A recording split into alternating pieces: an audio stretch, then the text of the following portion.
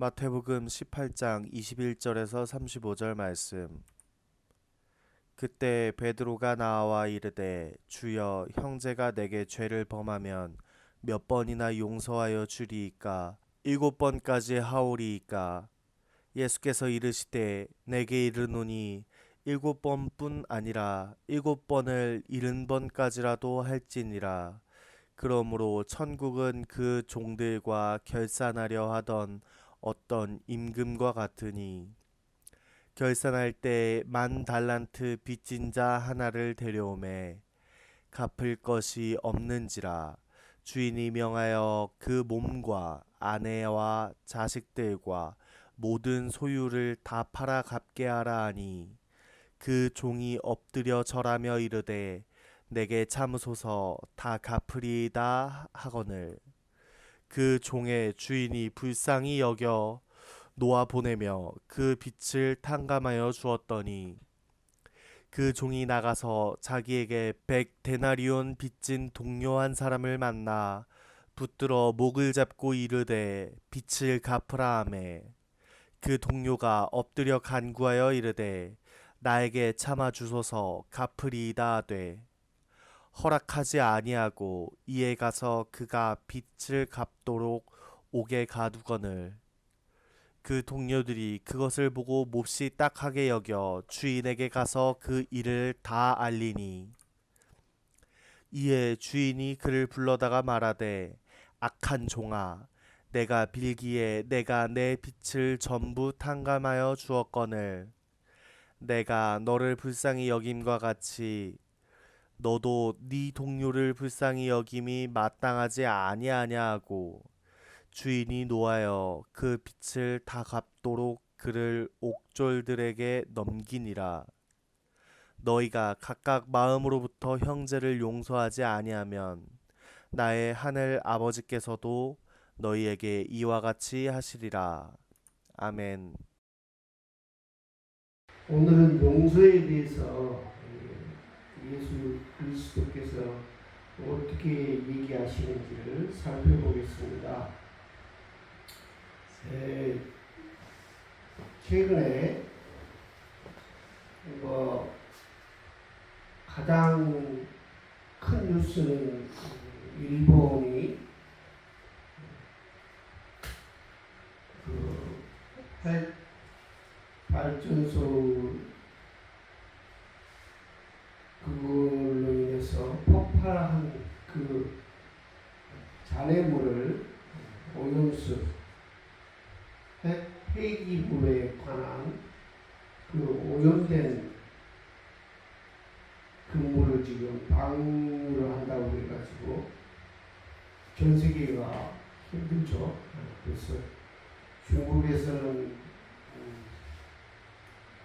수산물 전부를 폐기하죠. 우리 그 오뎅 먹잖아요. 오뎅도 그 생선 그걸로 허드레 생선으로 이렇게 만드는 건데, 그리고 우리가 먹는 집 닭고기라든지 뭐 이런 거 이것도 사료에 또 이게 생산을 그래서 우리가 어떻게 이 오염수를 어떻게 피해갈 수가 없는 상황이죠. 이게 큰 잘못인데 그 일본의 입장에서는 또 그걸 해야만 되는 그런 상황이 돼가지고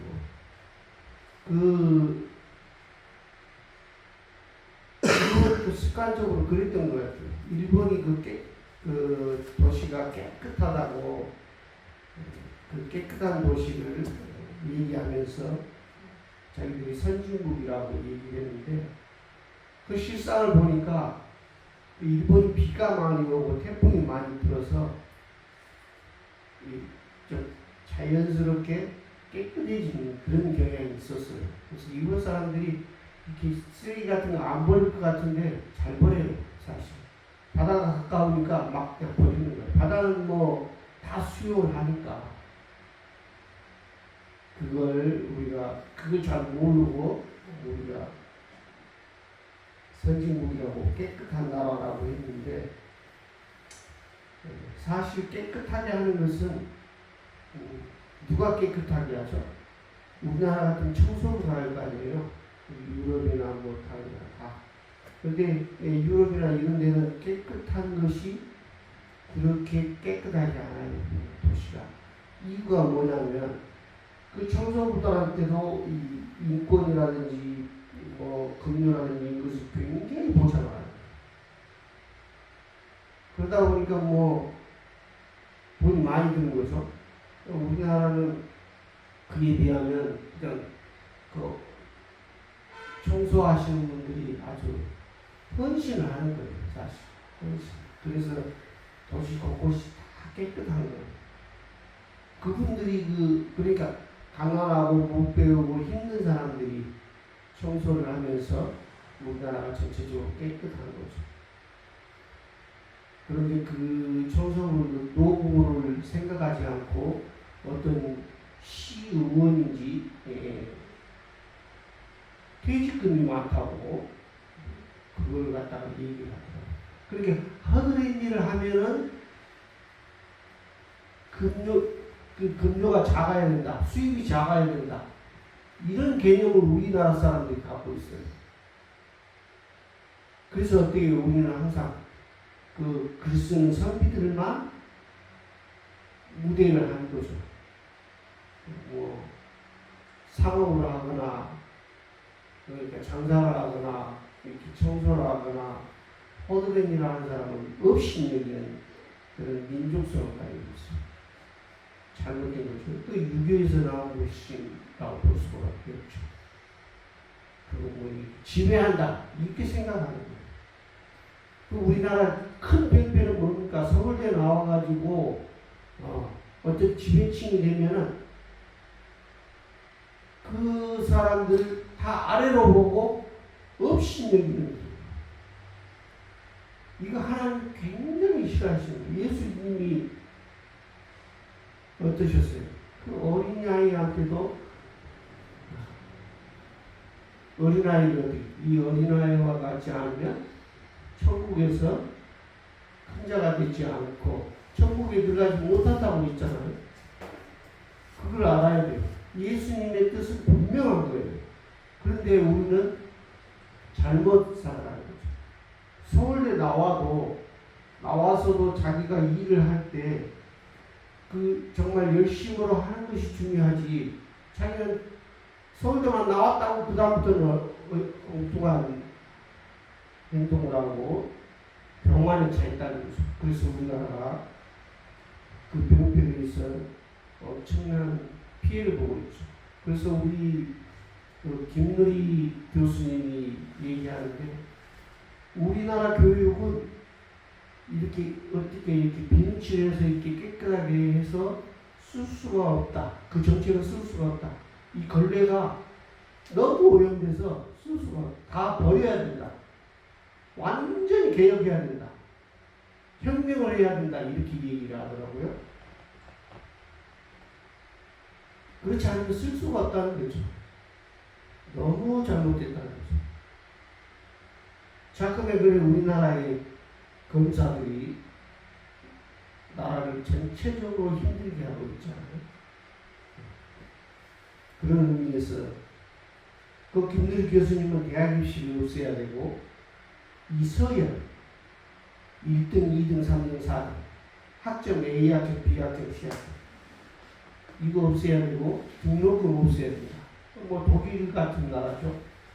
독일이 어때요? 지금 세계에서 제일 잘 나가는 교육을 받았잖아요. 그래가지고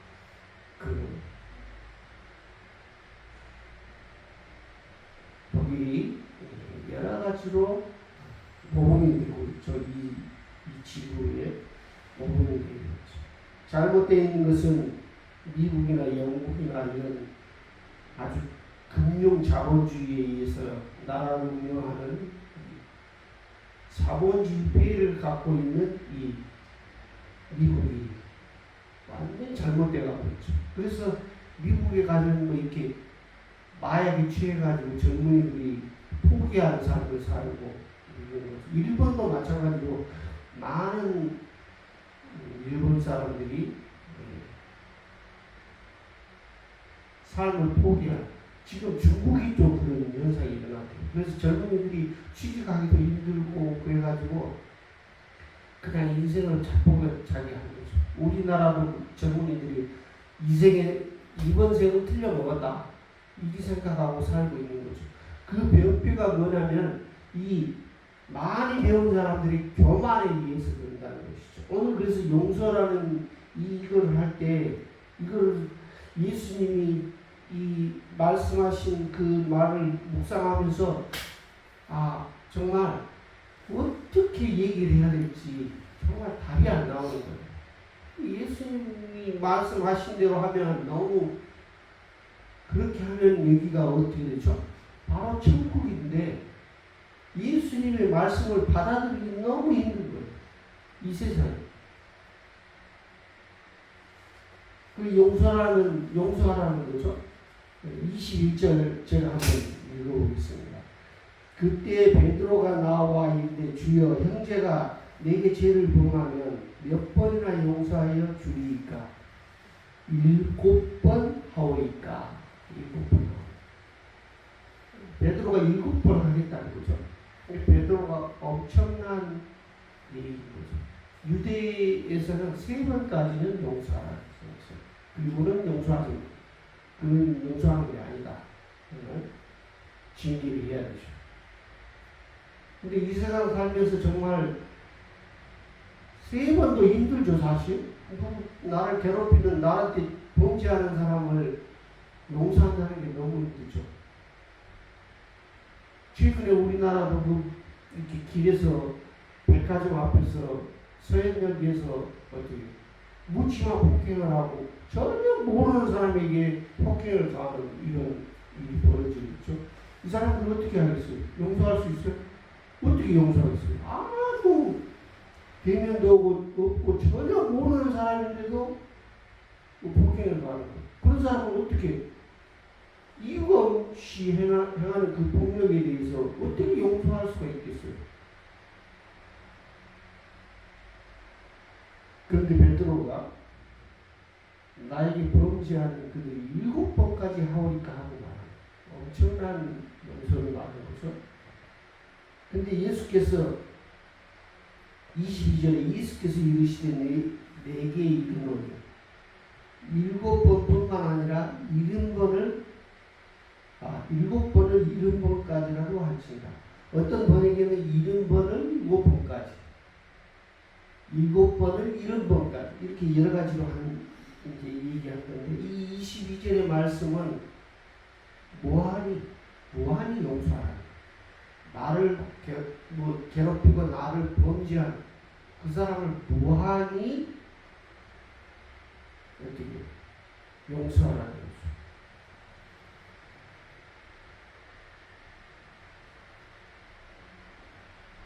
어떻게 그렇게 할 수 있죠? 우리 그렇게 하다가는 내가 정말 힘들죠. 참 어려운 말씀하십니다. 그러나 우리가 예수님의 뜻을 살펴보면 하나님이 우리를 무한대로 용서하셨다는 거예요. 그래서 그 값으로, 그러니까 우리 크리스찬은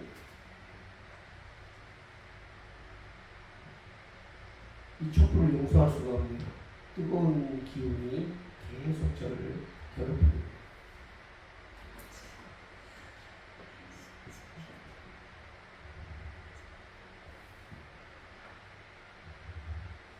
뜨거운 기운이 계속 정말 한 번도 용서하지 못하고 3번, 4번 한 10분 참으니까 더 이상. 그래서 예수님께서 7번, 70번을 용서하라는 것은 하나님이 그렇게 우리를 용서하고 또 용서하셔서 우리를 구원하시는. 그래서 예수님은 어떠셨어요? 예수님 아무 잘못 없으시지만 십자가에 달리시고 채찍을 맞으시고 우리 죄를 위해서 또 어떻게 모욕을 당하시고 그 험한 업신여김을 받으신 거예요. 예수님. 거기에 비하면 우리가 어떤 사람이 나에게 범죄하면 그 예수님만큼의 그런 정도는 아니다는 것이죠. 어떻게 우리 예수님이 당한 그런 고통을 아무리 한들 우리가 그 정도이겠습니까? 그래서 7번뿐만 아니라 70번 용서하라는 것은 뭐예요? 우리 크리스찬에게는 주어지는 의무예요. 의무. 우리 크리스찬은 7번, 70번이라도 용서하는 거예요. 무한한 사랑. 우리 크리스찬은 무한한 사랑을 하나님으로부터 받고 예수님으로부터 받은 우리가 그렇게 베푸는 것이죠. 그래서 이건 의무예요. 어떻게 할 수 없는 의무예요. 그럼 예수님을 믿지 말든지. 예수님을 믿는 바에는 어쩔 수 없이 해야 되는 것이죠. 우리 남자들 다 군대에 가서 그 의무복무를 하죠. 의무복무. 그 의무예요. 예수를 믿는 사람은 7번, 70번이라도 용서해야 돼요. 그래서 23절에 그러므로 천국은 그 종들과 결산하려 하는 어떤 임금과 같으니 이게 무슨 얘기냐면 우리가 죽게 되면 저 천국에 가서 하나님의 심판대에 서게 된다는 것이죠. 그 심판의 저울을 하나님이 들고 계시다가 저울에 매다는 거예요. 네가 용서한 만큼, 네가 지은 죄만큼 이게 어떻게 어느 쪽으로 기우느냐에 따라서 지옥으로 가느냐, 천국으로 가느냐 이것이죠. 그래서 우리는 손해보고 살아야 돼요. 손해보고. 예를 들어서 뭐 자기가 돈이 좀 많아가지고 가난한 사람들이 돈을 빌려갔어요. 그런데 안 갚았어요. 그러면 어떻게 해야 돼요? 용서해야. 어차피 자기도 가지고 못 가잖아요. 천국에 가져갈 거 아니고 자기가 있는 한국에서 다 손해보고 그러면 천국에 가서 하나님과 함께 찬양 부르면서 영원한 삶을 살고 영생을 약속받는 거예요. 그 얘기입니다. 그래서 우리는 죽을 때까지 손해보면서 하는 것을 어떻게 해요? 죽을 때까지 손해보는 것을 각오하고 살아야 돼요. 그게 크리스찬이에요.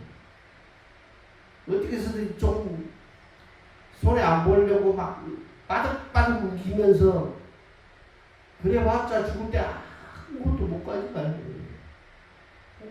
다 뺏겨가지고 빈털터리가 되면 하나님 앞에 갔을 때 영생으로 가는 천국으로 가는 것이죠. 그래서 24절에 결산할 때에 24절에 10,000달란트 빚진 자 하나를 데려오매 갚은 것이 없는지라. 10,000달란트는 엄청난 돈이에요. 그 금액을 비교하는 많은 분들이 계시니까 저까지 뭐 얘기하지 않겠습니다. 그러니까 아마 한 5조, 7조, 8조 뭐 지금 시세로 보면 뭐 조단위도 뭐 돈도 아닙니까? 한 경정도 10,000달란트는 제 생각에는 경정도 되지 않을까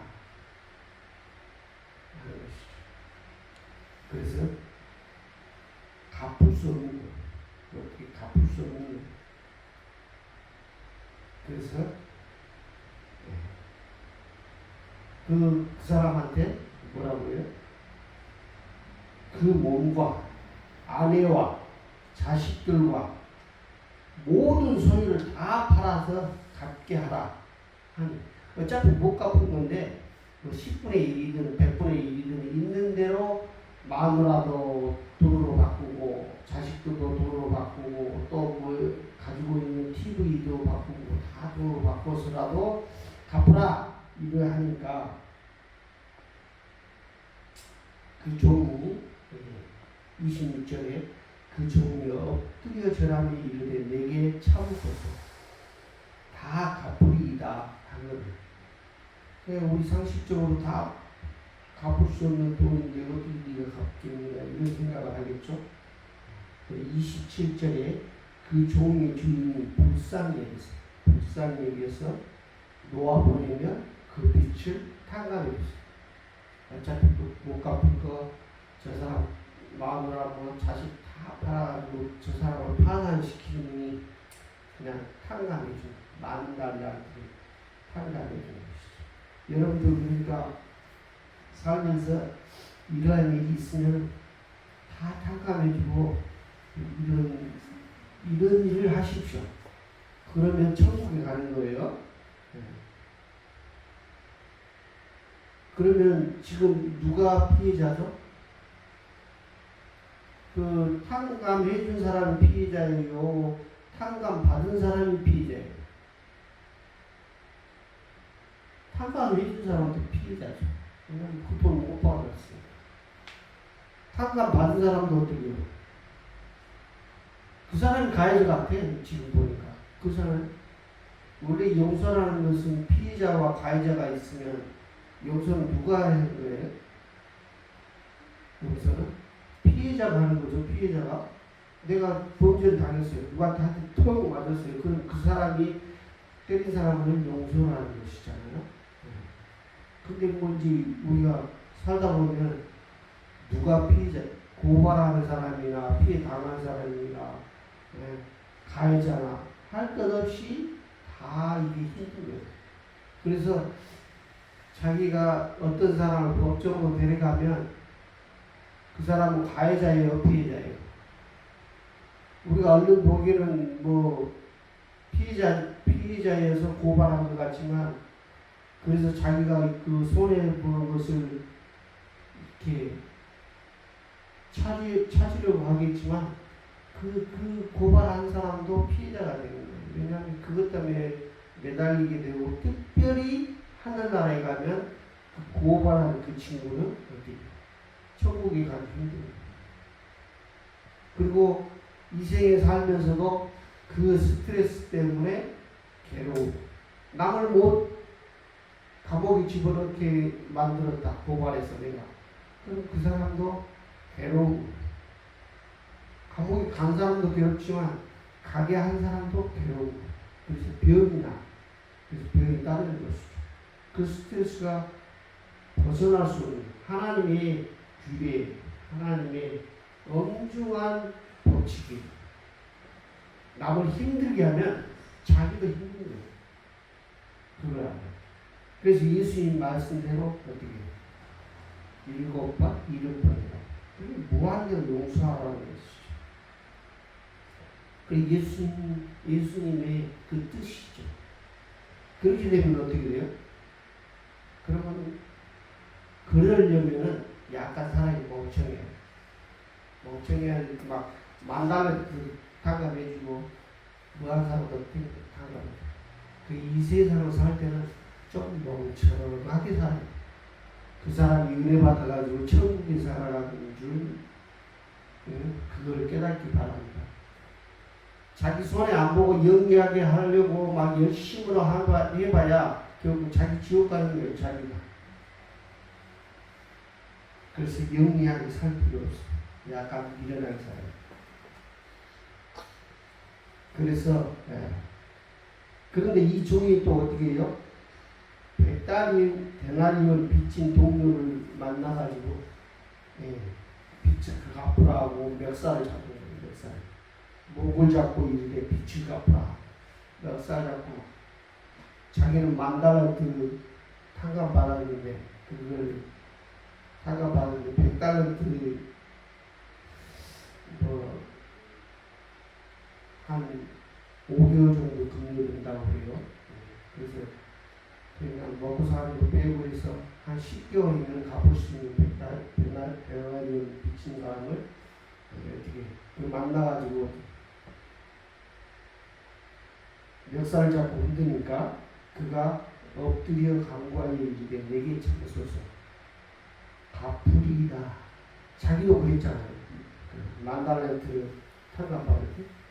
근데 이 사람은 어떻게 했어? 30절에 허락하지 아니하고 이에 가서 그가 빚을 갚도록 옥에 가는 거다.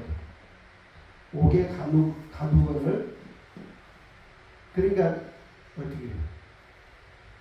이제 이 사람은 뭐 옥에 가뒀으니까 시원한 거죠. 돈은 못 받아도 하여간 뭐 징계를 한 거니까. 그런데 이 옥에 갇힌 사람들 동료들이 그걸 보고 그 만달란트 탕감해준 그 주인한테 가서 일러버린 다 알려버린 거죠. 다 알려가지고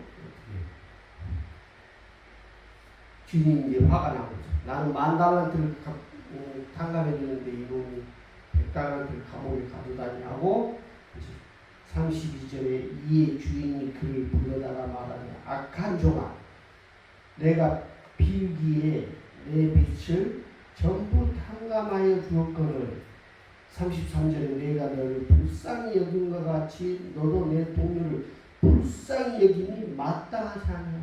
여러분 용서하는 이유는 불쌍히 여겨야 돼요. 이 세상에 사는 사람들은 너나 할 것이 나나 너나 할 것 없이 다 불쌍히 여겨요. 불쌍히 여기지 않으면 어떻게 용서하겠어요? 그럼 우리는 다 불쌍히 여겨야 돼요. 우리 측은지심이라고 그러죠. 측은지심. 불쌍히 여겨. 뭐6.25 때 그런 얘기 많죠. 6.25 전에 자기가 빚이 막 빚머리를 해가지고 돈을 받을 돈이 엄청 많은데 분위기가 이상해요. 6.25 전쟁 전에 감이 이상해. 그래서 그 빚진 사람들 다 불러다 놓고 다 탕감해줬대요. 세상이 좀 어지럽다 생각하고 그때 이제 뭐 미군 철수를 하고 막 이런 상황이 되니까 그리고 그 옛날에는 북한이 더 훨씬 잘 살았어요. 그러니까 힘이 더 셌죠 남한보다.